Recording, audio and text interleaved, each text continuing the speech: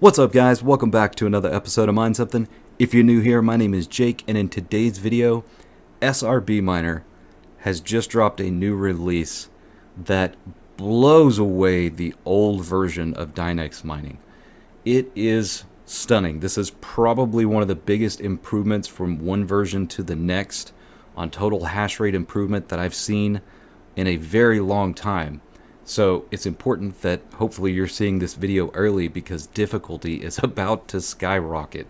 So before we get into it, do me a favor, hit that like and hit the subscribe if you haven't already. Let's take a look at the release.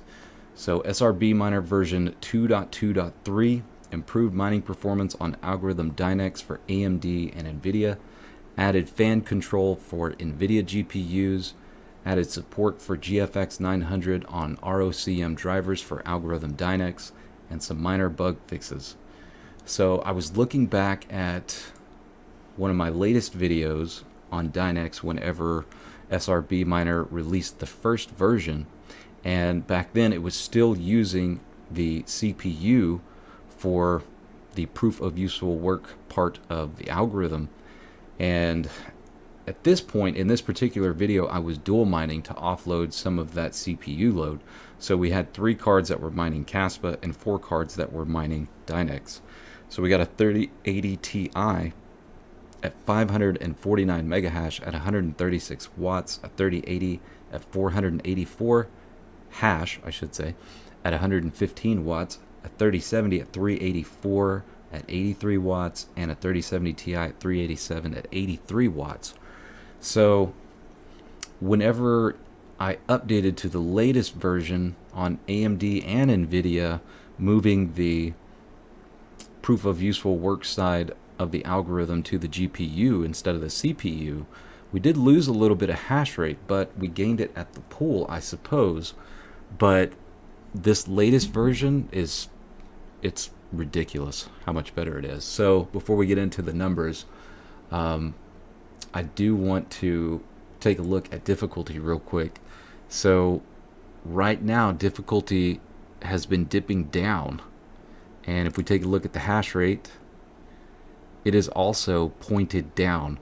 However, by the time you're watching this, I have a feeling this is already going to be pointing back in the up direction pretty drastically.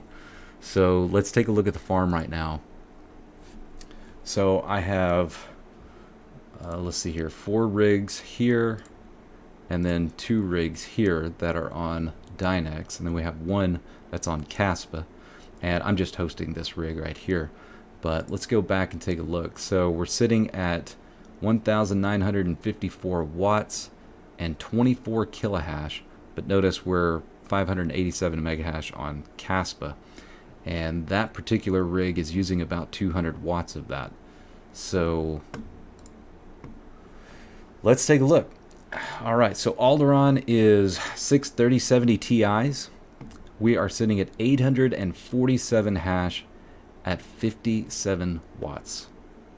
56 watts here. Anywhere from 56 watts to 66 watts, it looks like. And let's take a look at my AMD rig.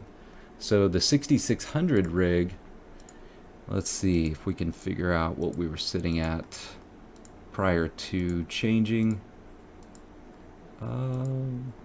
There it is. So 343 hash at about 21 to 34 watts on AMD 6600s, and this is why we were still using the version that was giving us better hash rate and still using the CPU. Now the new version, we're sitting at about 305 to 315 hash at a little bit more wattage. It's roughly about 35 to 40 watts. And now we are sitting at 414 to 430, using anywhere from 23 watts all the way up to 42 watts. So AMD's increase wasn't quite as drastic as Nvidia. Let's take a look at the rest of the Nvidia cards. So here we've got some 3080s and some 3070s.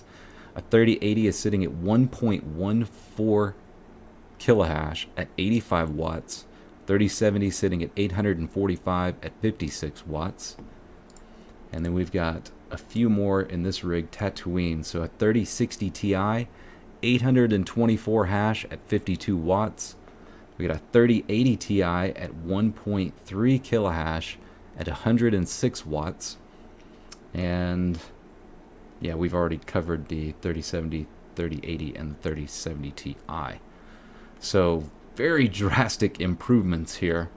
And as far as profitability is concerned, I'm currently only paying about 7 cents per kilowatt hour because of my solar.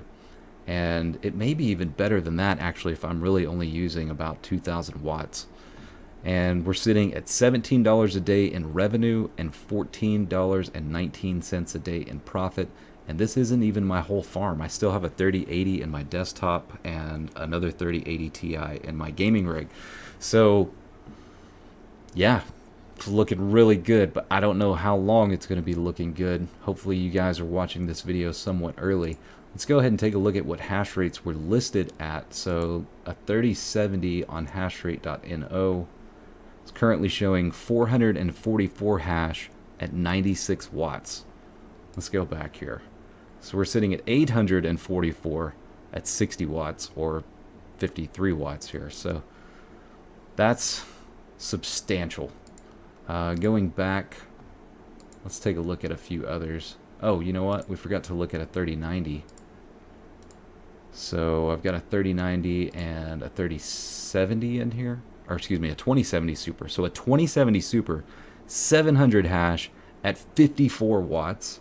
And then we got a 3090 at 1.688 kilohash at 121 watts. Outstanding. So again, let's see, a 3090 according to hashrate.no would be sitting at 1030 at 203 watts. So yeah, we're doing quite well. Let me go ahead and show you the flight sheet setup just in case anybody out there is not familiar with how to set up Dynex. So Dynex as your coin, Dynex as your wallet, configure in pool, or excuse me, configure in miner for your pool, and then for your miner you're going to select custom. And then let's go ahead and take a look at the extra arguments here. So we've got our installation URL, which I'll leave a link to down in the description below, but I grabbed this installation URL directly from GitHub. If you just scroll down, if you want to copy it for yourself, you just right click and copy link address, and then you're just going to paste that into your flight sheet. Then we've got our algorithm, worker name, we've got your pool, password is your worker name. Now these extra config arguments that I've got here, I don't know if you guys are aware of this, but here's my overclocks here. You can overclock in the extra arguments. So we're setting the core clock at 1400, memory clock at 5001, and core offset of 200. I haven't played with these overclocks at all. This is just straight out of the gate, no tuning whatsoever. So it's going to get really interesting here in the next 24 hours or so to see what hash rate's going to do. Anyways, that's it. That's all I got for this video. Hope you enjoyed the content. Do me a favor, hit that like and hit the subscribe if you haven't already, and I'll see you on the next one.